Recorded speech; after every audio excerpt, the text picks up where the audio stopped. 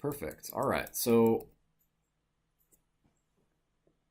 one bit of cleanup that I would like to do is I really like the sound effect when we are equipping those crystals into the door. How about we put a sound effect with the collection of each crystal? So let's go ahead and connect that. Let's give those collected crystals a sound effect. So if I select those crystals in that collected state, I'm just going to go ahead and before I deactivate that game object, we're going to do another play audio. Play audio advanced. So I'll double click on that to add it and just make sure that this audio play is happening before the game object is being destroyed.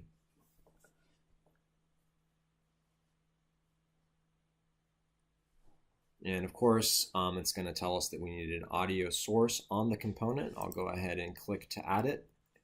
And in the inspector, I just want to make sure that that spatial blend on the audio source is being set to play a 3D sound, not a 2D sound. So with that set, now let me go ahead and pick a sound effect to go into that clip. So here's a crystal noise sound effect I found. Okay. Very crystalline. So let me go ahead and plug that into our Play Audio Advanced crystal noise. There we go.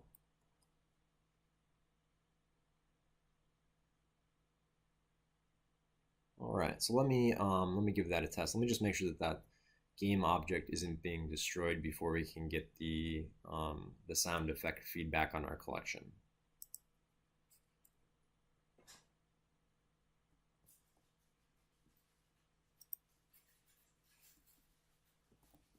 All right, looks like we are moving through that a little bit too fast. So let me try this. Let me say wait for end of clip.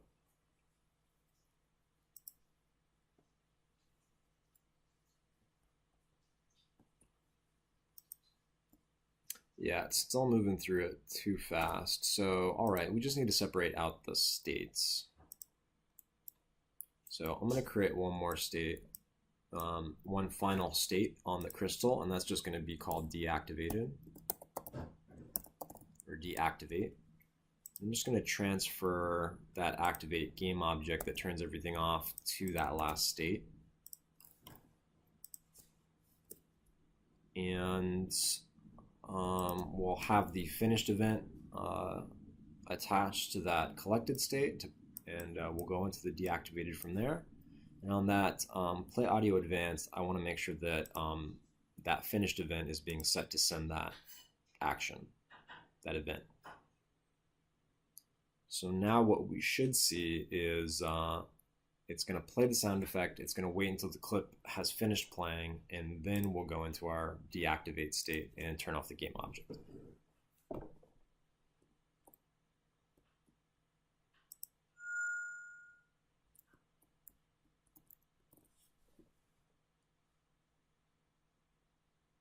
Okay. So the problem there, I don't know if you saw that, but I'll play this again and I'll show you. It is playing the sound effects, and while the sound effect is being played, that crystal is not being collected. It's going to wait until the sound effect finishes. So that's not correct. That looks like an error. So let's go ahead and fix that first. So how about this? How about we just get rid of that deactivated state? And instead, we're just going to turn off the visibility on the game object itself. So what I'll do with the game object selected is I'm just going to drag and drop this mesh render into our state stack, and I'm going to say set property. The property that we want to set is the enabled property. So I'll select that from the list, fourth one down, and we want to set the value to be off. So it's going to turn off the visibility of the game object.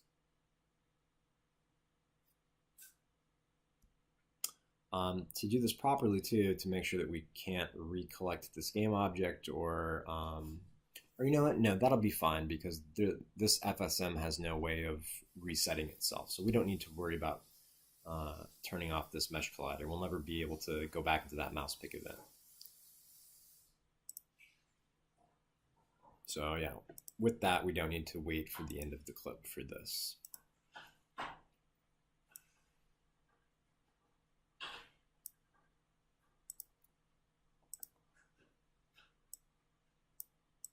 And we don't need that transition event now. So we can just delete transition. There we go. All right, so let's give that a shot.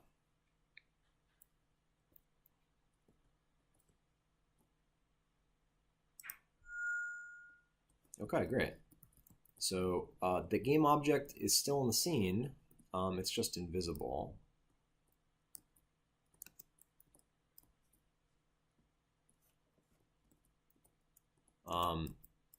One maybe slight problem is that, so if we want to interact with that space for some reason, you can see that that collider, that's still there, and it's preventing us from moving past that, what is supposedly empty space.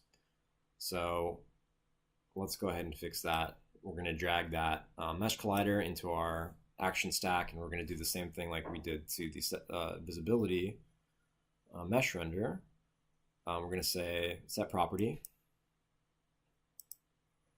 and enabled. We just want to turn that off, and that's already set to be off. So now that collider should also disappear with the mesh render, giving us the illusion that that game object is now gone, when actually it's still there, it's just not colliding with us anymore.